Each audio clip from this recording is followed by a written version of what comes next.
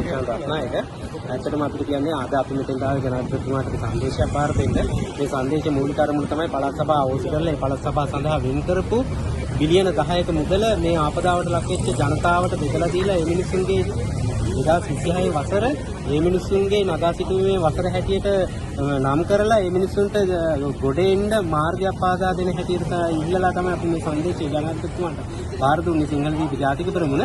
එතකොට මේ පළාත් සභාව කියන සුදු අලිය ඇත්තටම මේ දැන් ගතන වසරේ මාර්තු වෙනකොට තියන්න ඕන කියන කතාව යනවා. නමුත් මේක ඇත්තටම අවශ්‍ය නැති සුදු අලිය තමයි පළාත් සභාව කියන්නේ. දැන් පළාත් සභාව නැතුව අවුරුදු 7ක් තිස්සේ අපි මේ රට කරගෙන ආවනේ. පළාත් සභාව අවශ්‍යම නැහැ මේ රටට. දැන් ප්‍රාදේශීය සභා තීරණය කරගෙන යනවනේ. ඉතින් ජනතාවට අවශ්‍ය වෙන්නේ මේ වෙලාවේ පළාත් සභාවක් නෙමෙයි, මේ පළාත් සභා මැතිවරණයක් නෙමෙයි මේ වෙලාවේ අවශ්‍ය වෙන්නේ. මේ වෙලාවේ අවශ්‍යම නැහැ පළාත් සභා මැතිවරණයක්. මේ ජනතාවට නගා සිටුවන්නේ මුදල් යොදවන හැටියට අපි ජනාධිපතිතුමාට මේ කාරුණිකව ඉල්ලා සිටිනවා. ඒ වගේම මේ අවුරුදු 7ක් තිස්සේ මේ රට ගොඩ නගා මේ ආපු ක්‍රමයක යනවා නම් අපිට ඔය බිලියන ගානක ජනතා මුදල් ජනතා බදු මුදල් ඉතිරි කර ගැනීමට හැකියාවක් තියෙනවා මේ පළාත් සභාව අවශ්‍ය කරනවා.